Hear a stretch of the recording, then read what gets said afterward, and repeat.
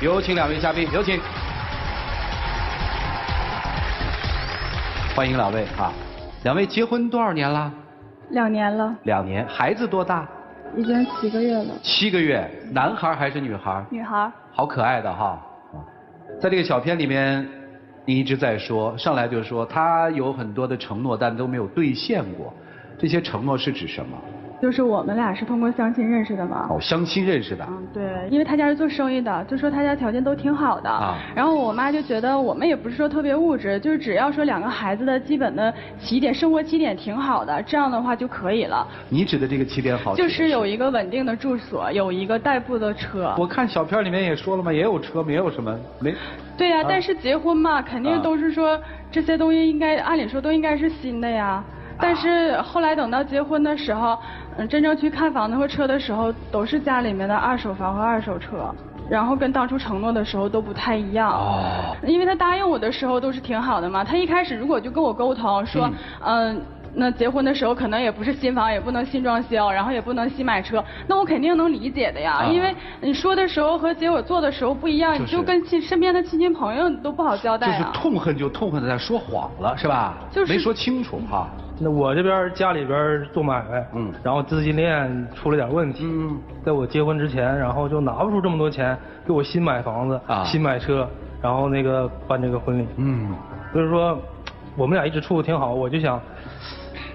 可能结婚的时候就会好一点。是，后来这房子和车我也接受了。那你说都已经定下婚期了，也跟身边的亲戚朋友都说过了，也不能不结了吧？我们俩感情倒挺好的。然后后来我说那行，我说那结婚的时候，你说哪一个女孩不都希望有一个盛大的浪漫的婚礼吗？我说那你说咱们婚礼的时候就找一个好一点的酒店，就是豪华一点的，然后布置的浪漫一点的。他也答应我了，也同意了。结果等到婚礼的前1个月，我们回去跟司仪对场的时候，因为没有在我们本地结婚嘛，他家是我们下面的一个县城的，因为得回他老家结婚。等到那个场地的时候，那哪是酒店呢？那就是一个大饭店，根本就跟我想的都不一样。然后我去跟司仪对的时候，司仪说的我之前定的那些婚礼流程啊，什么都没有。然后我就特别生气，我说你这个为什么之前不和我说呢？我爱人可能不太了解我家乡那块的情况啊。在我家乡那块呢，就像他说的那种豪华的街面上那种门脸特别漂亮的，但是它不一定实用。怎么不实用呢？我订的那个宾馆那个酒店，它有自己的大停车场，特别大。关于停车场有啥用啊？又不是说去看停多少车去了，不是看我结婚好不好看吗？你看我有那么多同学从外地过来什么的，还有亲人来了之后一看我在一个就是吃大锅饭的地方结婚。没事，反正也嫁了嘛，对不对？我明白了，就姑娘觉得他这个人做事的方式不好，对吧？你说清楚我也能接受。就是他特别有主意，他这件事情从来都不和我说，他自己就觉得行就行了，也都不通知我一声，不告诉我一下。是。接下来就是我看这个小片的另外一个疑问了，房子啊、车啊，什么39万，什么意思呀？我注册了一个公司，然后用这个公司注册了2个品牌啊，这是我一直想做的事儿，我的创业梦想。卖房卖车创业是吧？对。因为他要开婚纱摄影店，那又不是说一个小饭店20、30万就行了，那都上百万的。那你说我们不能把所有的身家都搭上去吧？他本来弄这个的时候吧，我一开始我也没有说持多大反对意见。那你看要创业嘛，肯定是为了我们的未来。但是你说你也不能现在把所有的身家都要压上去吧？不光是我自己出钱然后有2个投资人。我们一起把这个店支起来，这算是第1家店。但你拿的是大份的呀，你为什么要拿大份的呢？既然投资，大家就合伙干呗，干啥就得你卖房子抵车的，别人咋不这样呢？咱们想做好这个事儿，而且是牵头做这个事儿，一定要有诚意，对吧？有诚意就是连家都没有了。有诚意就得租房子，我跟孩子就得过这种有今天没明天的生活。我做这些完全都是为了咱们的家。这个哭声是谁啊？我家孩子的。哇，你看你们吵的宝宝就在那儿哭，谁在带呀？我妈妈。今天妈妈来了吗？来了。妈妈知道你们之间的事儿吗？一开始不知道，后来我们俩有2次吵架，被我妈撞见了，然后。方便上来吗？我们问一下妈妈的态度。来，您这儿吧，大姐，来。姑爷做这些事儿，您支持他吗？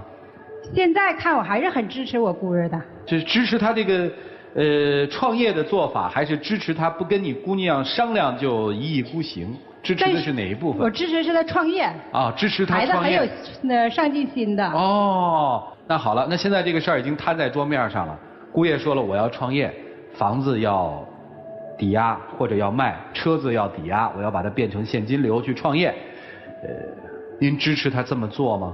这个做法您支持吗？做法吧，我也支持，但是你要和我女儿商量，不能你自己就是把这个主就做了，说要把房子卖了。哦，你妈很厉害，你看，我支持她的做法，对吧？我支持她创业，这事儿我闺女得同意，那您不帮着劝劝闺女吗？那通过这件事，我就肯定要劝我的女儿的。啊，劝她什么呀？现在要支持她的丈夫。啊，那您来两句。妈，不是我不支持他，我支持他，但是我觉得卖房子这件事情，因为我们俩现在是一个小家了，我现在不能永远像个寄生虫一样，以后还带着孩子和女婿继续住在你们家吧，我总得有自己的家吧。你愿意？你觉得无所谓，我妈肯定觉得无所谓。我俩从结婚始终在我妈家吃饭，我俩几乎都不开火。明白了。我不能真说了，将来有一天他，假如说啊，像赌博一样生意失败了，我们没有房子了，回不去了，都搬到我妈家去过呀。这个我肯定是接受不了。不，行不？都搬你那儿去过。女儿可以的，她没我盾，坚强的后盾。啊，这个你是给丈母娘灌了多少迷魂汤啊？这女婿好吗？确实，可能平时就是这孩子特别懂事儿，完了在事业上挺有上进心的，我挺看好我这个姑儿。我妈的想法是比较主观的，毕竟这个家是我们的家。我就是这个卖房子我接受不了。明白了。这么支持您不贴补点儿？给了。那我给了帮助的。后来就是我们俩吵的时候，就说要卖房子，我不同意卖房子，我说就把车抵了，车不是欠贷款吗？这贷款就是我妈拿出来的，我妈要还，结果你知道吧？她没把这个钱去还那个车的贷款，她就交那个房子的钱了，然后还差一部分，她还是要去卖房子。你说她主意正不正啊？本来这个钱就是应该把车还上用车贷款的，她自己就这么做了。行，听明白了，丈母娘反正挺好的，也挺为难的。您的态度我们知道了。姑娘有一句话说的特对，小家是他们的，对呀，让他们自己做主，好吗？好，谢谢您啊。谢谢。来，请回，赶紧带宝宝去吧，7个月，你看。你是坚决不同意的？不同意卖房子。你是？我肯定是要干这事儿的。必须干。对，你支持我的人太多了，我不干好的不行。支持你的太多了，还能到这种卖房子的境地？哎。老师们，你们看怎么办吧？我们一起进入丘比特问卷。白老师，你同意吗？其实表面上看是一个特别有信心、特别有决心的一个商业选择，但是一意孤行意味着什么呢？意味着绝不允许失败，绝不允许失败，它背后隐藏着一个隐秘的信息，那就是它有可能会有失败。那么有可能会有失败，而我又不让自己看到这个失败，它背后又隐藏着一个信息，就是我对自己其实没有那么坚定，没有那么有信任的，但我反而要装的去那么的自信，他就会做出一个什么样的行为反应呢？这个行为反应就特别简单了，那就是我可能会去冒进，我可能会去让自己有一些更加冒险的行为来去证明给自己看，也证明给其他人看，我的这个选择是对的。但是急功近利，就往往会做出不理智的这种选择，最终你的选择就有可能真的导致你的失败。所以真正的勇气不是说我绝不可能失败，真正的勇气是做这件事情，它有一个非常理智的一个评估，有失败的可能性。这个可能性是多大，比例是多大，我的风险我要怎么去控制，这才是一个投资者的一个平稳的和一个恰当的心理状态，这是一方面。另外一方面就说说你们两个人的关系的问题，表面上看是尊重和不尊重的事情，但这个背后其实也有一个隐藏的信息，是信任。对，你并不那么坚定的相信，如果你真的告诉他，亲爱的，我只有一个家里的2手房，只有一个2手车，你还愿意嫁给我吗？但是我是爱你的。他对这份爱情，对这个女人，他是没有一个很坚定的信任的。你不太相信亲密关系，所以刚才赵传老师问我说，这个该不该卖？我说实话，我觉得要谨慎，因为就你做生意刚才那种态度，去做一做职业心理规划吧。谢谢白老师啊，郑老师啊。我觉得这个婚姻是2个人的事儿，不是1个人的事儿。这个2个人的事你一个人做主，2个人过日子肯定跟1个人是不一样的。你什么事情不跟对方商量，如果他有什么决定不跟你商量，你会怎么样？咱们任何事情要换位思考。我觉得全程听下来，我认为问题在于你，最大的问题在于你。你要说不幸福，我觉得可能你们之间的这个感情很真挚，不管是这个丈母娘对姑爷的信任和喜欢，一上来以后，就是那个眼神当中透露着那种喜欢，就能看出来，就是他很喜欢很欣赏你。但是这个欣赏的背后，你对这个家庭的负责就是给他女儿幸福。如果你这个事情没有成功，你怎么样对丈母娘交代？你怎么样对媳妇和孩子交代？这个是我觉得你需要考虑的。好，谢谢郑老师啊。有一句话你应该特别记住哈，丈母娘所有的对你的好是基于在你能给她女儿幸福的身上。如果没有这个，可能很多都破灭了啊。我们来听听涂老师怎么说。你们的故事一说，我就脱口而出想说一句话，就想对你说，很骄傲的对你说，如果我是你，我就有本事让我老婆支持我的这个创业梦想。但是第2句话就是，但我不忍心这么做。为什么？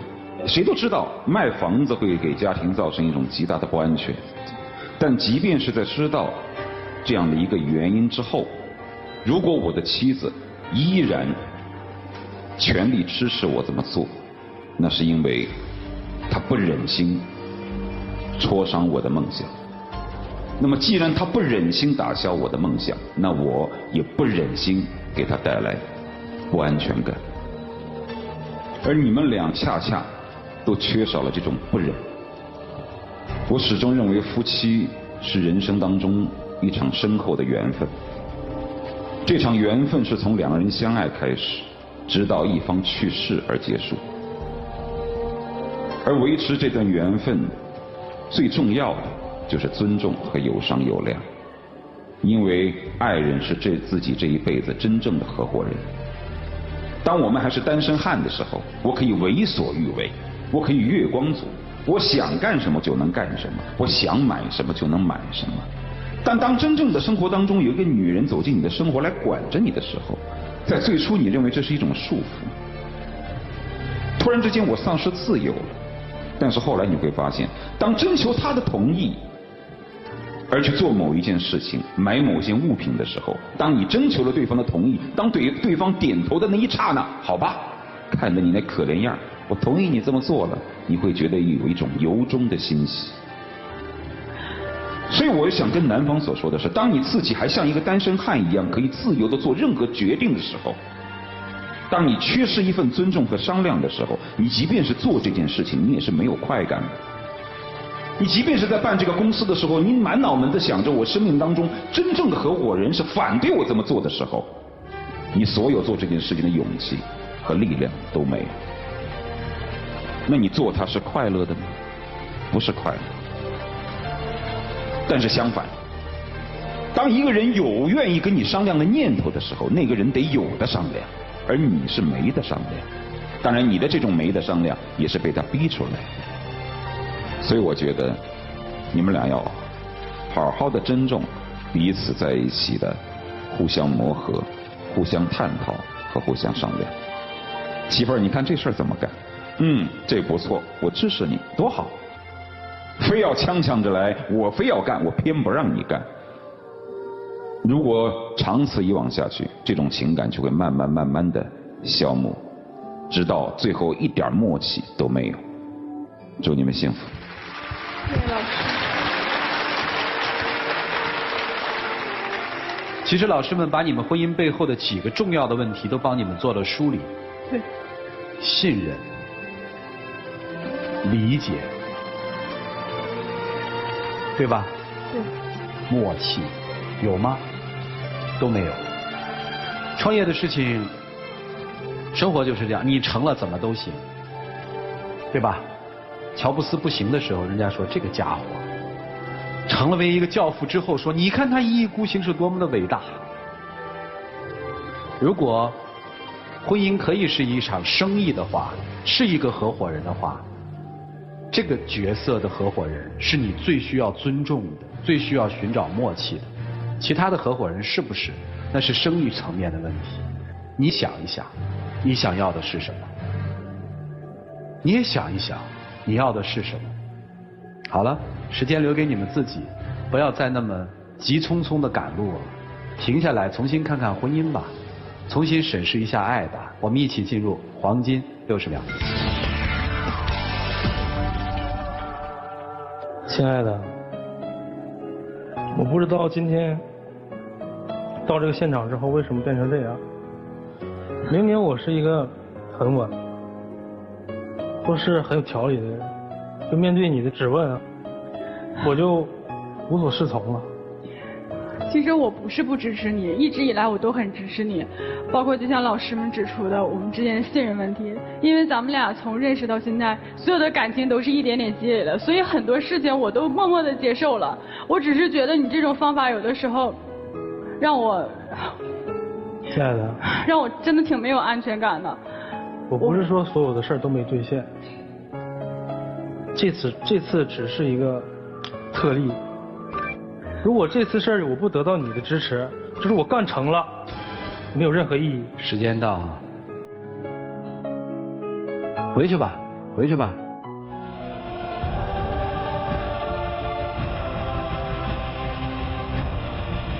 来，请关门。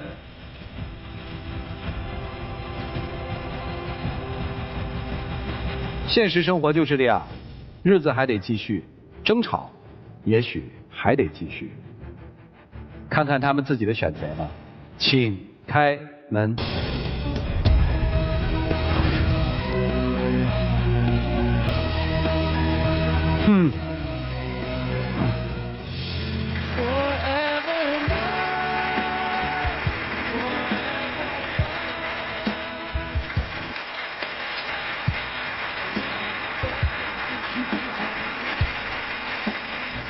咋弄啊？压不压房子呀？我回去研究股权。哎，我问你，就一句话，你老婆说不创了，你还创吗？我就问的。那不创啊？听老婆的。什么？听老婆的。这就完了嘛，你就听老婆的不就得了嘛，对吧？好，来有请我们的小花童啊。哦。好特别，来，哎呀，这是闺女吧？嗯，对。啊，这个花头很特别，你看看，不一样了。啊。来，你们俩下去，到抱这个。哎呦，哇，亲一个，来吧。那就妈妈抱着，好不好？或者爸爸抱着，我们这个很特别。来，我们来见证这一家人的幸福时刻吧，各位，请见证。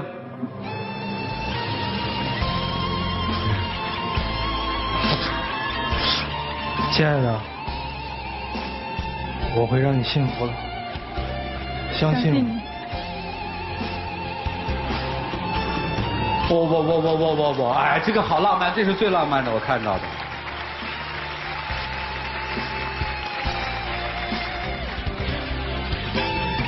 哇！哦呦，这小粑粑。啊，请亮灯，太不容易了啊！这大概是最别致的一个求婚了啊，很幸福。来吧，这个送给你，伊贝诗提供的一份白色恋人系列。好，祝你们幸福，回去吧。来，请回这边啊。慢点啊。